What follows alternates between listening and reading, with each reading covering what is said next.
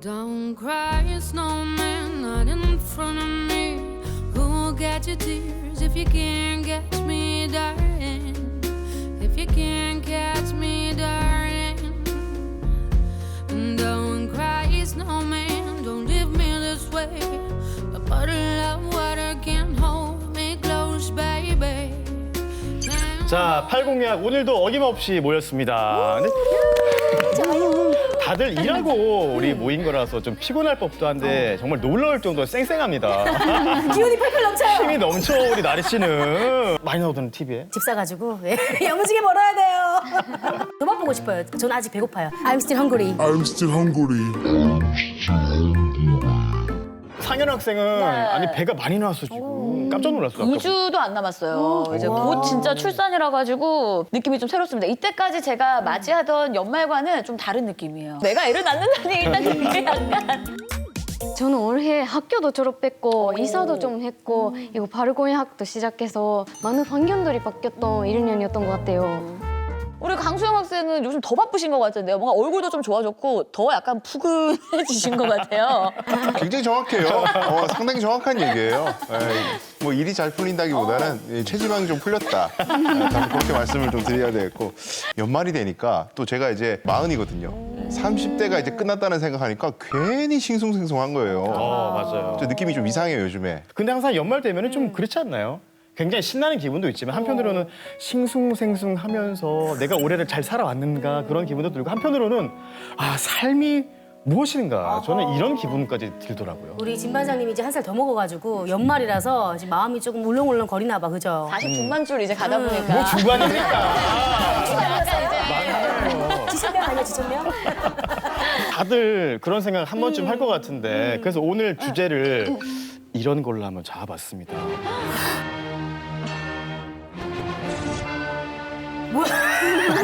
내가 죽는다? 왜 죽지 마, 왜 죽어요, 우리가? 아니 뭐야 이 주제를 보니까는 아무래도 몸도 무거운데 마음까지 무거워지고 있는데요 지금. 이러다 다 죽어. 연말에 너무 무거운 주제 아닙니까 이거? 오늘 그래서 저희가 죽음에 대해서 조금 더 진지하고 좀 제대로 한번 알아보는 그런 시간을 가져볼까 합니다. TV에서 보는 분이 왔어요. 네, 안녕하세요. 법의학자 유성호입니다. 저 팬이에요. TV에서 많이 뵀거든요. 그런데 축하드려요. 말입니다. 그래서 조금 긴장이 되는데 말입니다. 제가 월요일이랑 금요일 날 매주 그 부검을 하거든요. 그래서 많은 분들은 뭐 죽어야 만날 수 있는 남자 뭐 이렇게 부르기도 하는데요. 여러분 다 살아계시잖아요. 맞아요. 저 그렇게 무서운 사람 아닙니다. 격하게 환영해 주셔서 감사합니다.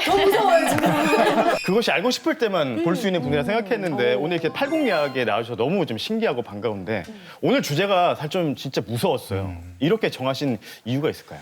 인간이 사실은 태어나면 자신만의 세계가 열린 거고 또 죽으면 그 세계가 닫히는 거잖아요. 그래서 우리는 보통 세상이 없어지고 닫히니까 죽음에 대해서 좀처럼 생각하기 싫어해요. 네. 피하려고 하고.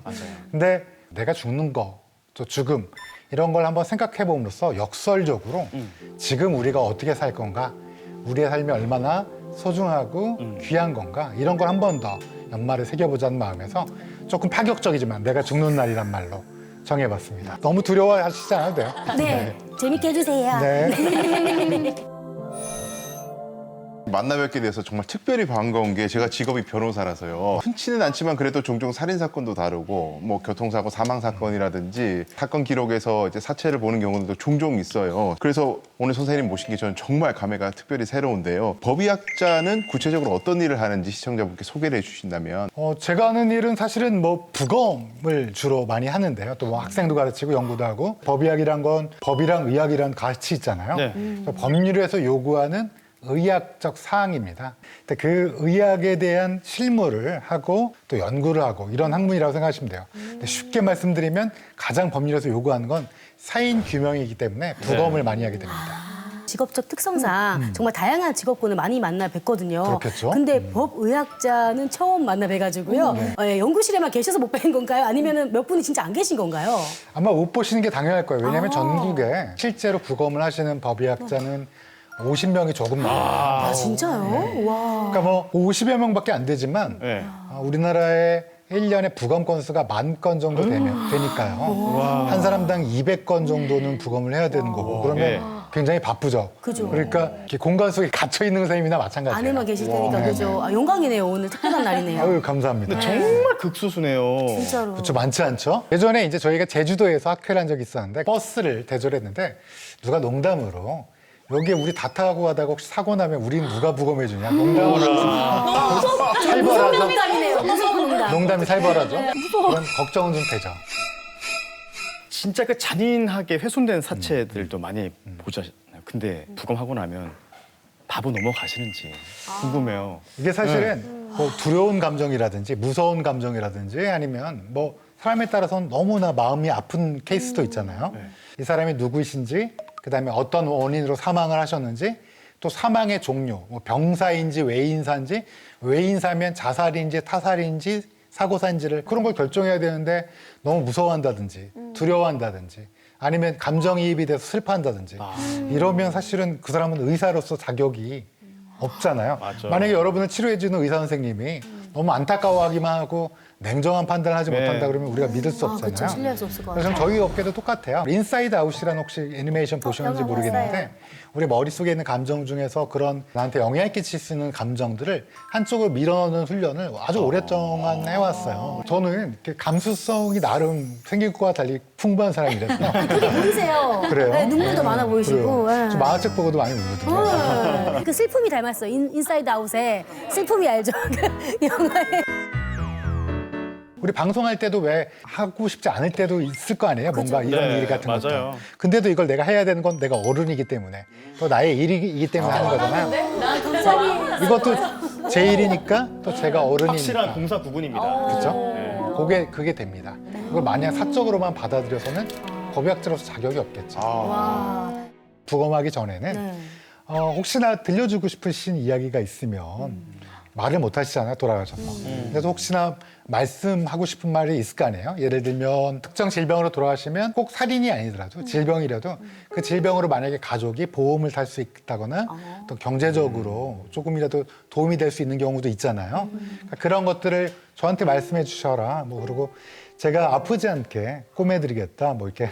왜냐면 많이 걱정하시잖아요. 부검하고 나면 조금이라도 예쁘게, 조금이라도 티가 안 나게 이렇게 해드리겠다라고 마음속으로 기도하고 해드리죠. 그리고 저 세상에서는 현세에서 고단한 거 말고 조금은 더 좋은 본인이 원하시는 행복한 세상으로 꼭 가셔라. 뭐 이렇게 기도도 합니다.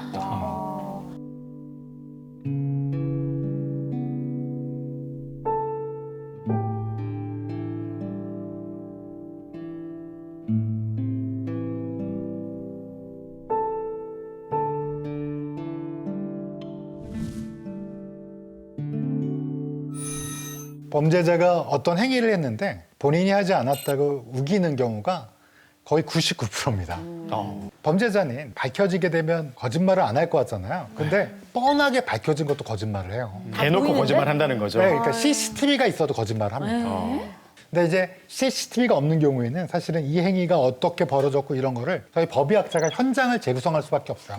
이 피해자의 몸에 남겨진 손상을 보고 그때 이제 명확한 어떤 과학적인 근거를 가지고 얘기했을 때 판사님도 검사님도 심지어 변호사님도 수긍을 하는 그런 눈빛을 보였을 때 그리고 진실이 밝혀졌을 때 그때 가장 보람차다고 할까요? 사실은 이런 경우가 있었어요. 아이 둘이 있는 엄마가 등산하러 왔는데 13,000원을 뺏으려고 하만캐스에 살인한 거죠. 근데 이 사람은 일부러 그런 게 아니라 넘어져서 이 여자가 죽은 거다. 왜냐면 머리에 피도 좀 있었거든요. 뇌출혈이. 근데 사실은 목을 조른 건데 왜 이게 조목조목 이럴 수밖에 없는지를 설명을 했는데 잠깐 눈이 마주쳤는데 범죄자랑 째려보는 거예요. 그래서 너무 뭘 잘한다고 자기 째려봐 지금. 그래서 그렇게 딱 마음이 굳어야 되는데 또 제가 그건 무서워해갖고 이거 훔치다 하다가 왜 피하셨어요? 뭘 잘했다고 같이 째려봐야죠. 아, 그러게요. 그랬어야 되는데 과학적으로 조목조목 말씀드렸으니까 다행히 이제 그 인정이 돼갖고 유죄로 이제 무기징역. 무기징역. 결론적으로는 그런 순간이 아 잘했다 내가 이 직업을 하기를. 또 나쁜 사람에게 어떤 적절한 형벌, 교정시설에 충분히 교화를 받을 만한 기회를 제공하는 거 좋게 얘기해서는 그런 게 뭐 제 인생에서 뭐라 그럴까 보람찬 순간이라고 생각합니다. 그러면 이때까지 선생님이 부검을 쭉 해오시면서 아 근데 뭐 감정을 최대한 배제하려고는 했지만 안타까웠다. 너무 좀 슬펐다 하는 그런 게 또 있을까요 혹시?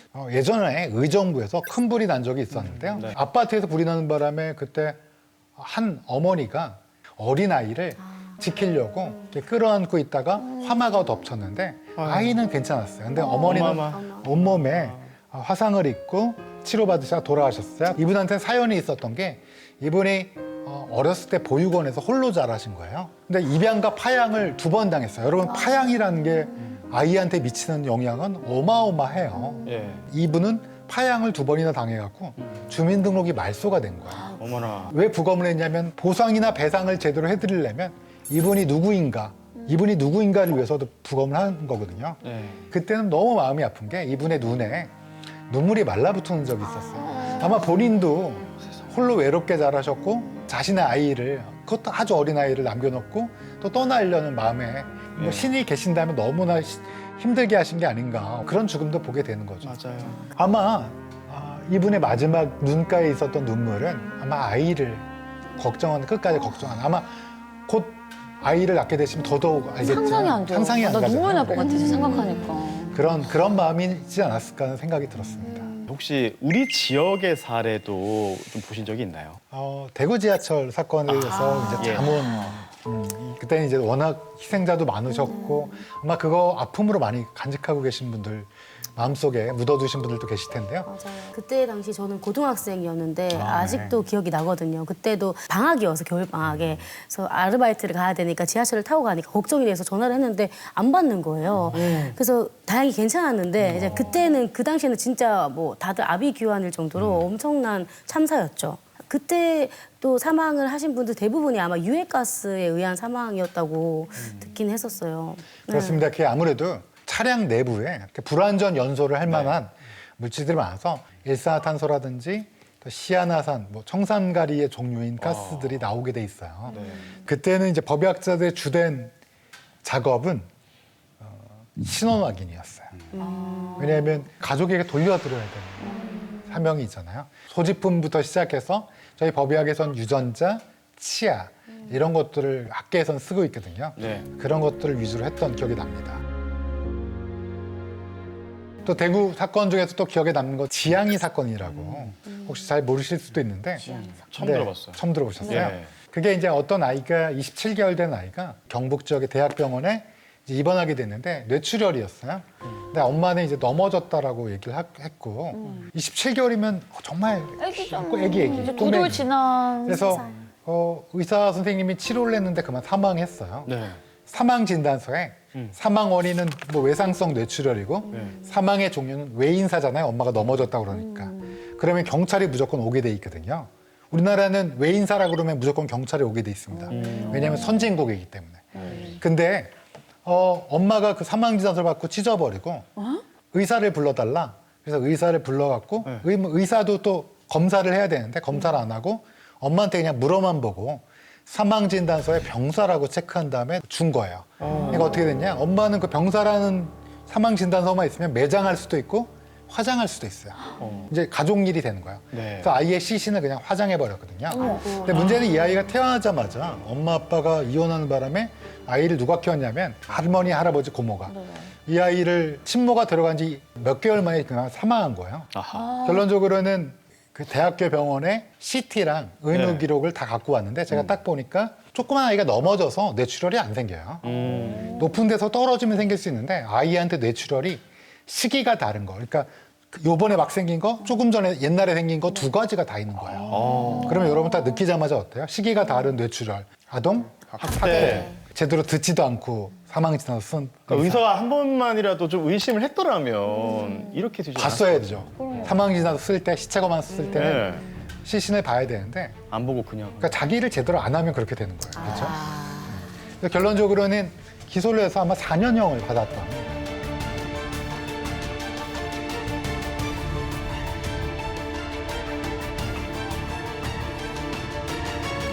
선생님 말씀을 듣고 보니까 우리가 언젠가 죽음을 맞이한다면 다양한 죽음의 종류 중엔 그래도 되도록이면 선생님을 안 만나도 되는 형태의 죽음을 맞이하는 게 낫겠다. 네, 자연스럽게 뭐 많은 깨달음을 얻게 되네요. 병원에서 그냥 병사를 한다든가 예기치 않게 갑자기 죽는 그런 일은 없었으면 좋겠다. 이런 마음이 갑자기 생기네요. 5천만 명이 넘는 데서 1년에 우리나라의 사망자는 30만 명 초반대 정도가 됩니다. 30만 명. 30, 한 2, 3만 명.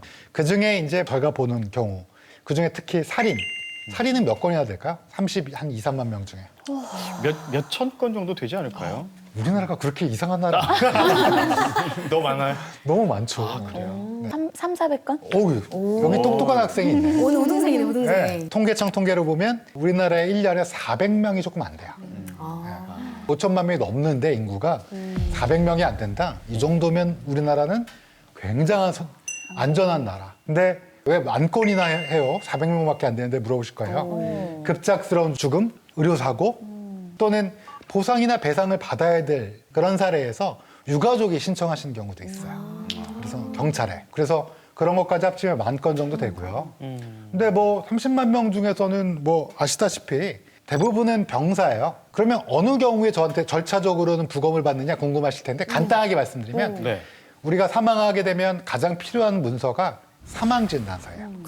그렇죠? 출생증명서와 사망진단서. 누가 태어남을 증명하는 거와 누가 돌아가셨으면 증명하는 문서가 둘 다 있잖아요. 근데 이제 사망진단서에 의사가 병사라고 쓰면 병사로 탁 체크를 하면 네. 이제 개인적인 문제가 되는 거야. 근데 의사가 병사가 아니라 외인사나 모르겠다라는 게 있습니다. 기타 및 불상이라는 게 있거든요. 거기에 체크한 순간 경찰이 와서 한 번 더 검시라는 걸 의사와 함께 하게 돼요. 부검 말고요. 그냥 눈으로 보는 거. 그래서 그중에서 이상한 게 있으면 검찰에게 영장을 청구해달라. 그럼 검찰에서 영장을 청구해서 부검을 하는 게 한 10,000건 정도 됩니다. 32만 명 정도 되는 데서. 10,000건. 10,000건. 그래서 그거를 법의학자가 부검하는 거야. 그러니까 나머지 30만 명, 31만 명 정도는 그냥 매장하시고 화장하시고 그냥 우리가 아는 네. 장례를 치르게 되는 거죠. 법의학자는 이제 부검을 예로 들면은 죽음이 선행이 돼야지 내 일을 이제 본격적으로 시작하는 거잖아요. 그렇습니다. 예. 또 매일같이 이렇게 죽음을 접하다 보면은 죽음에 대해서 정말 많은 생각이 드실 것 같은데 교수님 정말 죽음이 뭘까요? 죽음. 어렵다. 네, 정의하기 어렵고 사실 죽음이 뭔지 그리고 죽음 이후에 무슨 세상이 있는지를 알면 제가 여러분을 모시고 종교를 만들겠죠. 그래서 이제 뭐 OTT에 나는 신이다 뭐 이런 데 출연하겠죠. 근데 이제 사실 죽음을 정의하기는 어렵고요. 그렇지만 제가 과학적으로 건조하게 정의할 수 있는 건 영원한 생명 기능의 멈춤, 번식, 항상성, 대사 뭐 이런 것들 생명의 특징이라는 게 영원히 멈추는 건데요. 죽음이라는 게 단순히 이렇게 정의하기에는 조금 너무나 큰 사건이라 이 자체를 어떻게 정의하기는 어렵지만 과학적으로는 정의 자체는 그렇다 이렇게 말씀드릴 수 있어요. 법의학자가 바라보는 죽음은 따로 뭔가 다른가요? 법의학자 바라보는 죽음 네. 다를까요? 사실은 같긴 한데요. 제가 바라보는 죽음은 전 죽음의 태도로서 죽음을 바라봅니다. 죽음의 태도. 네, 많은 분들은 사실은 고통에서의 탈출로서의 죽음을 바라보게 돼요. 그러니까 아픈 거예요, 몸이. 그런 경우도 있고요. 또 하나는 삶의 자연스러운 끝으로서의 죽음. 제가 가장 이상적이라고 생각하는 건데요. 이러려면 삶이 충실했어야 되는 경우가 많아요. 또 종교를 가지신 분들은 긍정적으로 다른 세상을 가기 위한 징검다리로서의 죽음. 세 가지 태도를 가지게 되는데요. 이 셋 중에 어떤 태도를 자기가 가지냐에 따라 죽음은 각자 주관적으로 자신만의 분류로 나눌 수 있지 않을까. 가장 중요한 건 나의 죽음 아니겠습니까? 나의 삶이고. 그렇다면 내가 끝에 어떤 죽음의 태도를 가질 거냐? 그게 바로 지금 나의 삶의 태도랑 그대로 직결되기 때문에 법의학자가 어떤 생각으로 바라보시냐 물어보시면 이 세 가지 중에 뭘 선택할 건가 말씀드리고 싶어요. 그렇다면 법의학자로서가 아니라 인간 그냥 하나의 인간의 유성호로서의 네. 바라보는 죽음 그 중에 선택하신다면 이런 질문 드려야 되는지 모르겠습니다. 저는 삶의 자연스러운 엔딩 이후의 세상은 없을지라도 이 삶에서 나의 충실한 삶을 영위하자라는 예. 자연스러운 삶의 마지막을 갖기 위해서 노력합니다. 그게 제 삶의 태도고 또 죽음을 바라보는 태도, 인간 유성호가 가지고 있는 태도예요. 근데 그렇게 사실 죽음을 맞이하려고 하면 최소한 내가 원하는 나이만큼은 좀 살고 가야 그 마음이 생길 것 같거든요, 사실. 근데 이게 죽음이라는 게 우리가 뭐 언제 찾아올지 모르는 거잖아요, 사실. 근데 이제 통계적으로는 알 수 있죠. 언제 태어나실지도 몰랐죠. 그냥 태어나 보니까 어머니 아버지가 맞아요. 예뻐해 주셨고 이런 거잖아요. 죽음도 사실은 언제 우리가 끝날지는 모르는데 통계는 알 수 있습니다. 남자는 지금 82세가 조금 안 되고요. 기대 수명이. 여성은 88세 정도 돼요. 그래서 한 84세 정도가 우리의 기대 수명인데 근데 여기 계신 분들이 노인이 되실 때에는 여성은 90대가 넘으실 거고요. 기대 수명이. 남성은 80대 후반이실 거예요. 수영 학생은 이제 한 50년 가까이 남았다고 보면 되고요. 너무 많이 남았네요. 우리 반장 학생도 50년, 40 몇 년? 우리 반장 학생도 40 몇 년 정도 남았고요. 우리 나리 학생은 지금 20 몇 살? 먹으시고 싶으세요? 80년 정도 남으셨습니다. 선생님. 그래서, 최고. 네, 그래서 생각보다는 네. 많이 남았어요. 근데 다만 우리가 기대하는 게 있잖아요. 근데 오래 사는 건 중요하지만 오래 사는 것만이 능사가 아니고 건강하게 사는 것도 중요하고요. 또 그 삶을 어떻게 채우냐가 중요하니까 오래 사는 거, 건강한 거, 그리고 그 삶을 어떻게 채우는가 이 세 가지를 다 우리가 생각해야지 바람직한 삶, 그리고 바람직한 죽음, 또 내가 마지막에 그래도 내가 잘 살아왔구나라고 느낄 수 있는 죽음을 가질 수 있지 않을까 생각이 드네요.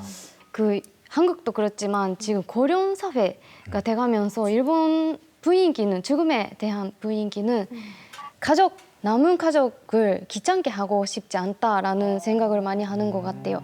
그리고 11년 전에 큰 지진이 일어났잖아요, 일본에서. 그거 때문에 갑자기 어떤 일이 일어날지 모르겠다 이렇게 생각을 하셔서 슈카츠라는 게 원래부터 유행했었는데 다시 지금 유행을 하고 있어요. 슈가츠? 네. 슈가츠 ですか? 私は 돈까스が好きですけど 슈가츠는 何ですか? 슈가츠가 뭐예요? 진지한 얘기하는데 죄송해요. 배고파요? 정말 죄송합니다, 갑자기. 아니, 슈가츠 뭐예요? 슈카츠가 뭐예요? 슈카츠라는 게 있는데요. 그게 인생의 마지막을 준비하는 활동을 말하는데 한자로는 종활 이렇게 써요. 맞아요. 마칠종, 활동활. 네, 그게 옛날부터 좀 유행을 했었고 지금도 우리 엄마도 했었는데 구체적으로 어떤 걸 하냐면 그 유서를 먼저 미리 준비를 하거나 유서를? 유서요? 재산을 좀 정리하거나 그리고 우리 엄마는 그 미리 무덤을 계약을 해서 무덤을 돌아가셨을 때 묘자리를 본인이 계약을. 네, 아, 진짜요? 그런 것도 했었어요. 일본 특유의 그 타인에게 폐를 끼치고 싶지 않아 하는 마음이 굉장히 강하잖아요. 네, 그게 또 맞아요. 자식들에게도 당연히 폐를 끼치고 싶지 않다. 그런 마음에서 오는 거군요. 네, 그 마음에서. 근데 자식 입장에서요, 슈카츠를 하고 계시는 어머니의 모습을 볼 때 좀 심정이 어때요? 조금 마음이 아팠어요. 그 옛날에 썼던 물건들도 저한테 주면서 이거 좀 정리하라 이렇게 네, 보여주셨고 뭔가 진짜 죽는 준비를 나도 해야 되나? 뭔가 마음 준비를 해야 되나? 이런 마음을 좀 있었어요. 근데 오히려 좋을 것 같다는 생각도 들어요. 우리는 사실 죽음에 대해 너무 좀 무방비하게 있는 느낌이 들거든요. 진짜 저도. 임박해서 우리는 준비도 못하고 그러니까 그냥 가게 생각도 안 되는 경우가 하잖아요. 많잖아요. 네, 근데 오히려 이렇게 준비를 하면 천천히, 더 마음의 준비도 할 수 있을 것 같고 맞아요. 더 좋게 잘 보내드릴 수 있을 것 같다는 생각이 드네요. 내가 죽는 날이라는 제목이랑 연결해서 생각해 보시면 지금 종활이라는 또 슈카츠라는 이 말이 사실 와닿죠. 네. 근데 갑자기 저는 또 딱 생각이 나는 게 저희 할머니가 되게 오래 아프셨어요. 되게 오래 아프셔가지고 본인이 이제 뭘 드시지도 못하시고 화장실도 못 가시고 이제 호스를 꽂아서 음식을 이렇게 받고 이렇게 계신데 할머니가 그렇게 지내는 걸 몇 년을 보면서 죽음이 조금 눈물이 날 것 같아. 울지 마요. 멀지 않다 이렇게 생각이 좀 들었거든요. 그래서 저는 사실 할머니를 바라보는 입장인데 아빠는 본인의 엄마를 그렇죠. 바라보는 입장이니까 그러니까 아빠가 슬퍼하실 때 뭐 무슨 말을 해드려야 될지도 모르겠고 어떤 마음으로 좀 이걸 지켜봐야 되는지도 잘 모르겠어요. 이럴 때 어떻게 하면 될까요, 선생님? 누군가를 사랑으로 생각하는 그 마음이 누군가를 안타까워하는 마음이고 누군가의 마지막을 가슴 처연하게 느끼는 그런 마음이랑 같아요. 그렇기 때문에 슬프고 또 그거에 의해서 눈물이 나고 이런 거는 자연스러운 거예요. 그러니까 이거에 정답은 없어요. 왜냐하면 우리는 언젠가는 끝이 있고 뱃속에 있는 아이는 이제 새로운 세상에서 맞아요. 좋은 엄마를 만나서 또 새로운 시작을 할 거 아니에요. 자연스러운 자연의 섭리라 다만 여기서 우리가 간직할 거는 우리가 그들을 얼마나 사랑했고 그들이 우리를 얼마나 사랑했는지를 간직하는 거. 그 마음만 가지고 우리 지금 이 삶을 살자라고 생각하시는 게 왜냐면 우리가 이걸 바꿀 수는 없어요. 지금 우리 기술로는. 그냥 받아들이면서 또 자연스러움 또 삶의 새로운 아이가 태어나는 거에 대해서 있는 힘껏 이 상황을 사랑해주고 안아주자 생각하시면 될 것 같아요. 약간 위안을 받으면서 저희 아버지도 이제 2019년에 암으로 돌아가셨는데 뭐 굉장히 큰 충격이었죠. 그쵸. 예, 뭐 가장 가까이 있는 분, 영원할 것 같은 아버지가 이제 돌아가셨으니까. 근데 사실 그 굉장히 충격이고 지금도 그 충격의 여파는 지금도 계속 이어지고 있는데. 그 아버지가 굉장히 저한테 이제 물려줘 가신 거는 금연, 유언이셨거든요. 아버님이. 예, 아버지께서 이제 흡연을 하셔서 이제 암으로 돌아가신 거기 때문에 너는 무조건 담배를 끊어라. 그래서 이제 제가 독하게 마음 먹고 이제 담배를 끊었는데 그거 하나 저한테 물려주고 가신 거. 저는 그거를 참 감사하게 거 생각합니다. 예. 아버님께서 하늘에서 보시면서 아유 우리 아들 잘했네라고. 오래 살다 갈게요, 아빠. 하시겠네요. 아유. 88세까지. 뭐 우리가 사랑하는 사람이 떠나보게 되는 운명이고 또 우리도 사랑하는 사람이 떠나야 될 운명이긴 해요. 오늘 왜 이렇게 무거운 얘기를 하는 거야? 뭐 이렇게 생각하실 수도 있는데 제가 이 직업을 지난 한 20 몇 년, 25년이 됐네요. 뭐 이렇게 시작한 지가 오래됐는데 처음 10년간은 이런 생각을 했어요. 죽음이라는 게 이제 두렵구나, 무섭다. 왜냐하면 생각만 해도 무섭고 회피하고 싶은 단어고 싫잖아요, 죽음이란 말이. 근데 한 10년쯤 지나니까 이런 생각을 하게 됐어요. 삶이란 건 굉장히 허망하구나, 인생은 허무하구나 라는 생각을 꽤 오랫동안 했어요. 20살에 죽는 아이도 사람도 있고 5살에 죽는 아이도 있어요. 근데 지금 20년이 넘으면서 드는 생각은 뭐냐면 그래서 소중한 게 아닌가, 우리의 인생이라는 게. 끝이 있기 때문에. 왜냐면 우리 끝이 없다면 여러분 아마 여기 안 계실걸요? 누워 계실 거예요. 한 1000년 후에 초등학교를 가볼까? 뭐 이렇게 하면서 누워있을 수 있어요. 끝이 있다는 거를 마음속으로 알고 있기 때문에 지금 이 순간이 소중하기 때문에 일어나서 출근을 하고 밥벌이를 위해서도 열심히 일하고 아이한테 밥을 주고 이런 건 지금 우리가 끝이 있다는 걸 알고 있기 때문이에요. 죽음을 생각한다는 거 그렇게 불길한 거 아닙니다. 죽음을 생각하면 역설적으로 현재 삶을 소중하게 생각할 수밖에 없는 정말 역설적인 일이지만 그렇게 다다를 수밖에 없기 때문에 오늘 이 시간을 통해서 우리의 마지막 끝은 있으니까 생각해봄으로써 지금 내가 2023년을 잘 살았는가 그리고 2024년은 어떻게 살 것인가를 계획하는 시간으로 만드셨으면 좋겠습니다. 고맙습니다. 세상과 다른 눈으로 나를 사랑하는 세상과 다른 마음으로 나를 사랑하는 그런 그대가 나는 정말 좋다.